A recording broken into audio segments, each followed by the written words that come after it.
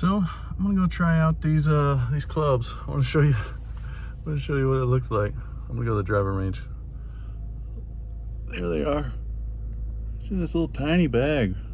Tiny. It's just like a Sunday bag or something. Driving or range bag. I don't know what it's called, but it's tiny. Let me mount you up here. There we go.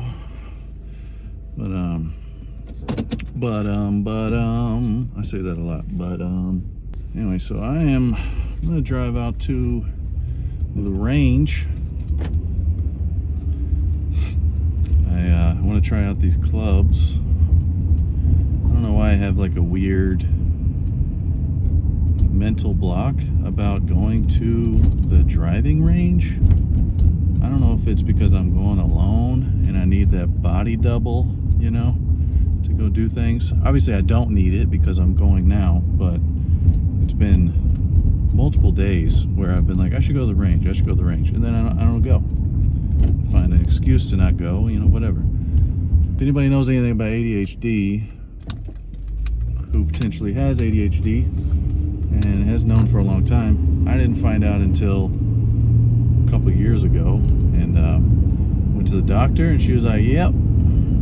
So, but I haven't gotten any medication. Haven't gotten on any medication. I've been trying nootropics and stuff like that, which I just realized I forgot to take today. I think it does help.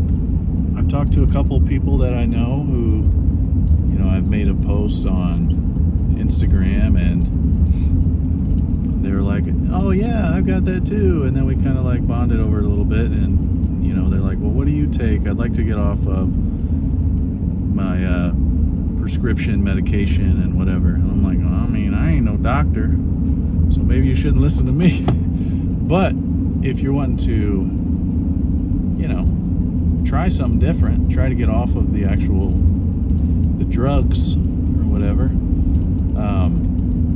the nootropics I think is not a bad way to go. It's probably not going to be as effective or pronounced acutely as, you know, Adderall or whatever, Vyvanse, you know, that kind of stuff. But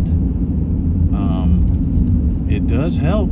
I definitely can tell if I haven't, you know, if I've either forgotten or just haven't taken the nootropics for like a week, I can really tell that my brain is just scrambled. I'm all over the place. I can't hold it together. I can't speak. You know, I have a hard enough time with that anyway, even when I'm on nootropics, but it certainly is better whenever I am on nootropics. And I don't remember now if I've mentioned this in a previous episode, but I use nicotine pouches also, because nicotine is a stimulant, kind of like a baby version of Adderall or Vyvanse or whatever. Those are stimulant drugs. So I'm sure it's not great for me to use nicotine pouches, but they're just nicotine, like Zen, you know. There's not any other stuff in there. I haven't actually looked to see if there's any other stuff in there, now that I think about it.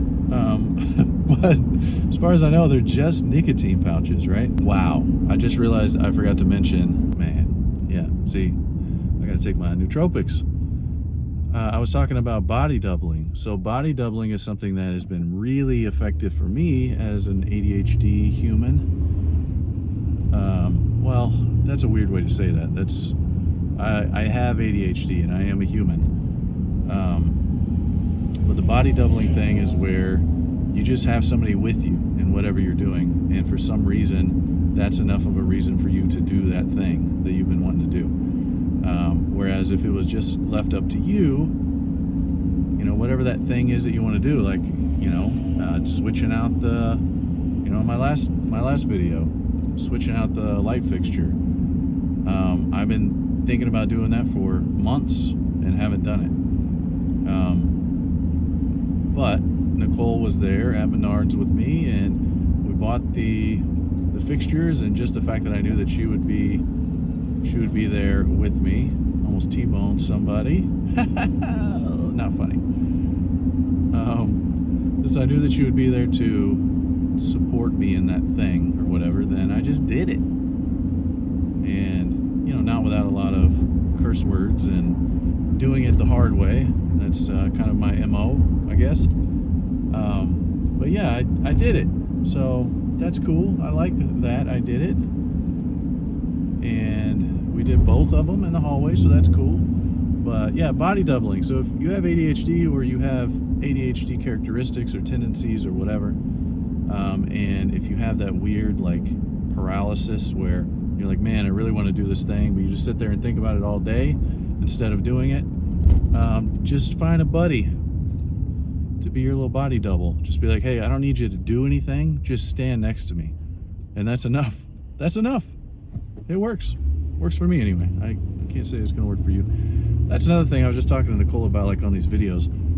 I am not trying to be a life coach or tell anybody how to do things or how to live their life better or anything like that. Whenever I talk about things and I say, if you think of it like this, or if you, I'm not really talking about you. I'm talking about myself. Like, these are things that I've been learning about myself, and I tend to verbalize the thoughts, and just me speaking them out loud seems to help me understand them better, weirdly. But yeah, so any of the stuff I talk about on here, don't take it as me having it all figured out and that I know better and you should listen to me. I'm some kind of fucking life coach. I don't know anything. And I know people who are life coaches, and they don't know anything either. They know what works for them, and I know what works for me. But I'm not going to tell you what is going to work for you. So I'm just sharing this stuff on here for myself and me, just kind of figuring life out and everything. And I don't want to come across as like some guy who has it all together, because I don't. I love the way things are going in my life, and I love the direction that things, the direction things are going. But I'm still figuring it out all the time, and it's okay to be figuring it out. I was just listening to this book. I'm sure nobody has heard of it. And yes, I do listen to books instead of read them because I need to be doing something else while I'm listening. And that's just what works best for me. So whatever, doing dishes or driving or whatever at the same time. For some reason I can dial in more to what the people are talking about. But anyway, the book that you have never heard of, you should check it out because it's so obscure. The Subtle Art of Not Giving a Fuck. Yeah, everyone's heard of that book. But it's a good book. And something that they were just talking about. I'm not that far in, but I'm thinking, God, I could have written this book. Like the writing style and the ideas, the thoughts, the way, the perspective. Man, it resonates a lot with the things I've been, kind of figuring out for the past 15 years or whatever. But anyway, to the point, they were talking about in this book how you need adversity in your life. Things can't be perfect, because without adversity, you don't really learn anything, first of all. Almost T-boned another vehicle. So that's 2 T-bones on the plate so far. But you need adversity in your life. So, one thing that they said was life isn't about like how you handle the good stuff. It's about how you handle the bad stuff. And that's a true mark of happiness. If you can handle some bad stuff and... Where am I going? If you can handle the bad stuff and not let it destroy you, then you're probably pretty happy. Or, it's a mark of happiness rather than like just being in this state of bliss 24/7 that is unsustainable and isn't realistic. So everybody has to, pick your battles, pick your hard,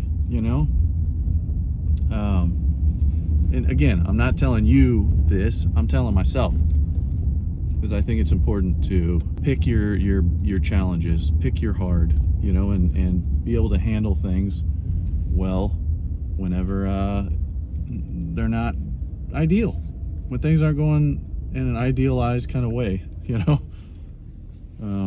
But anyway, I'm here. I was thinking about trying to record while I was here, but I don't know. I might see how many people are there.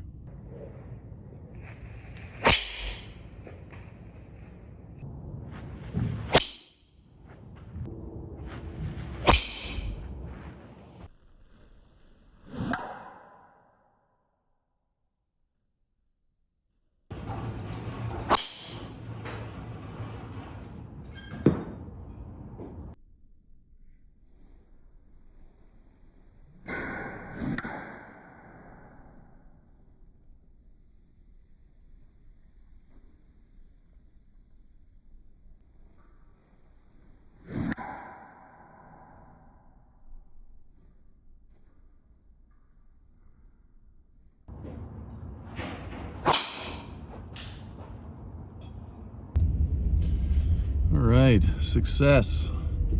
So I'm not exactly sure how big that place was, but I kind of have a feeling that it was only up to 200 yards,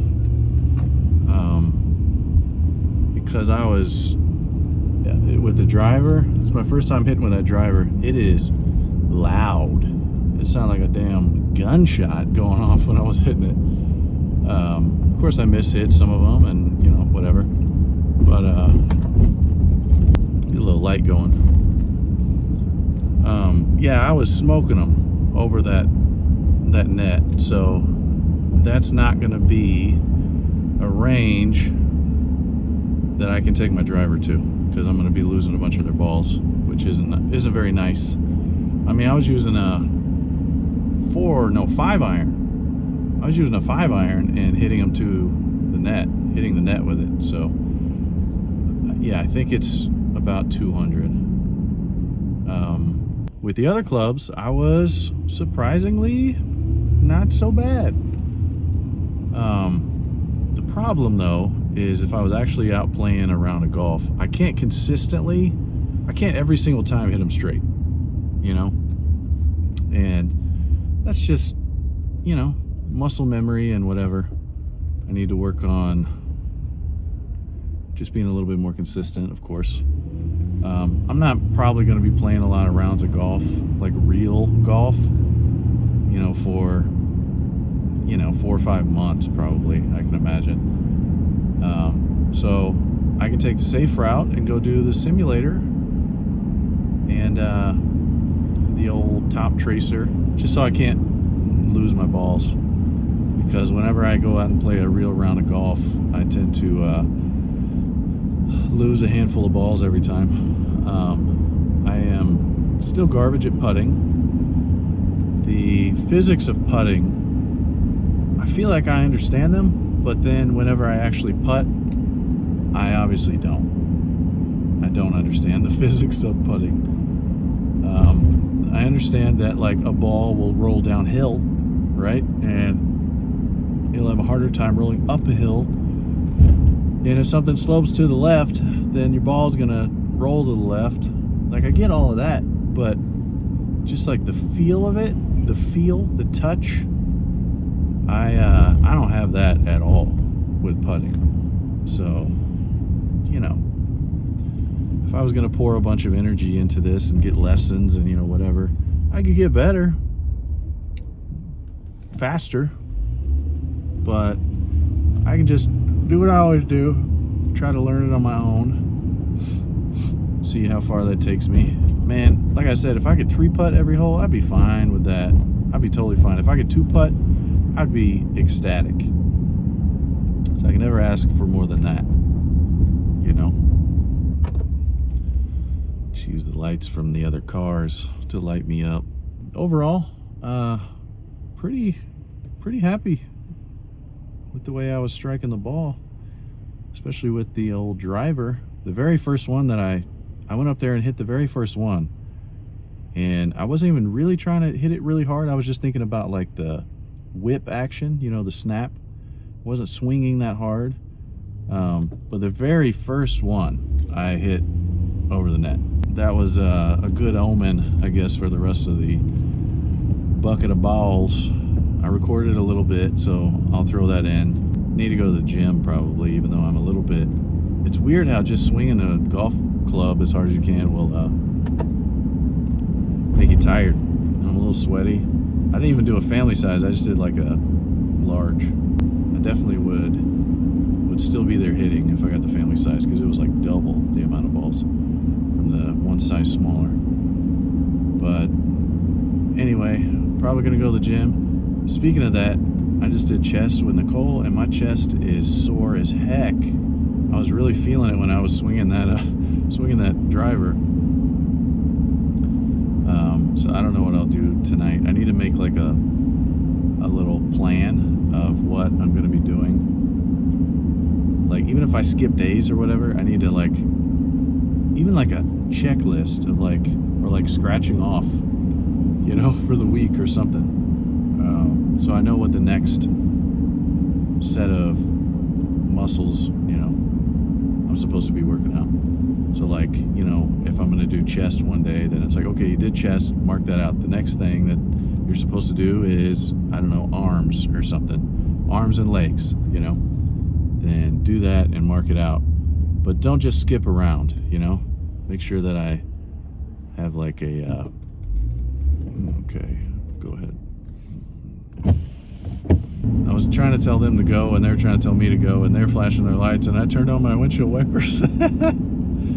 But anyway, I'm gonna leave it at that. Video over. Bye.